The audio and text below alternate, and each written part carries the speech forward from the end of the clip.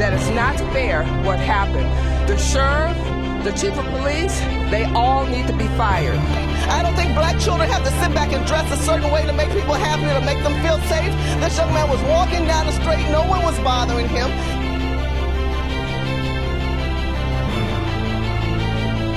What if we were to have a gun and we turned it on George Zimmerman and said that he was a threat to us?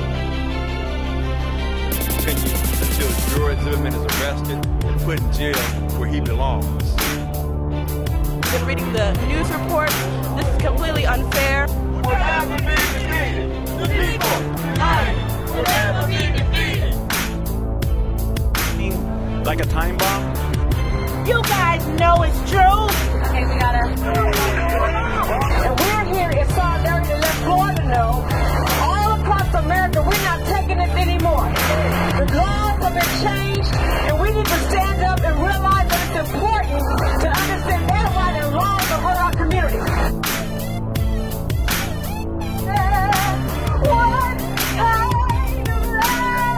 You know, the message I would like to send to young Trayvon parents in their mourning is this. This is not, of course, what you planned for your son by way of his contribution to this world. I've just seen constant death, decimation of our young man.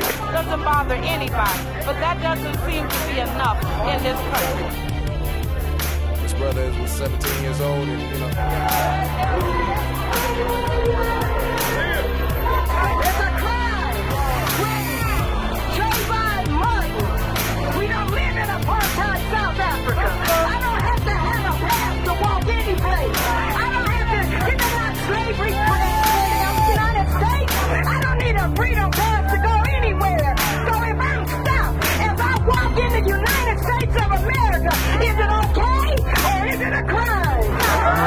Yeah, he hasn't been arrested, you know why? Because his father is a retired judge.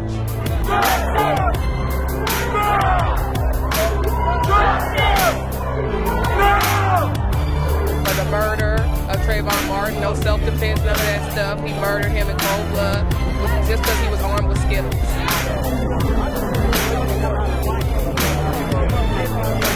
Well, where we are is we're standing in the middle of history again, where for over 400 years we have seen no justice come to the black man, particularly when we cry for white people to give us justice, when our unity will bring about that kind of justice.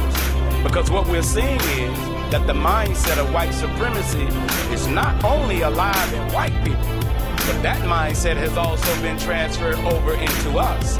And so the Honorable Minister Louis Farrakhan said that when we put value on black life ourselves, and then we teach that to the Bloods and the Crips and these uncalled armies of black people, when they start putting value in one another, then the winds of change will come where we will stand up an exceedingly great army.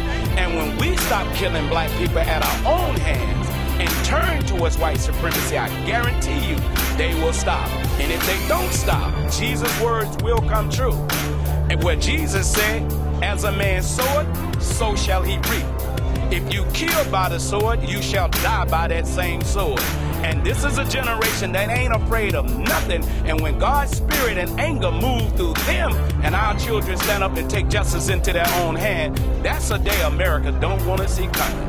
Let's stay involved, let's stay active, let's stay in the streets, let's stay strong and united. Let's make our voice now that a child was murdered and the state did nothing. We are powerful people. Give yourself a hand. We are powerful when we stand together. So I say to you today, and I say to Trayvon's mother and family, we are behind you. Justice! Justice! Justice! Justice! Of Trayvon Martin. That's why we're here. We want that man arrested, prosecuted, and put in jail where he belongs. The Trayvon Martin situation is no different from Emmett Till back in 1955. We're the Black Riders Liberation Party, New Generation Panthers, and we're calling on the black community to arm ourselves for self-defense by any means necessary. All power to the people.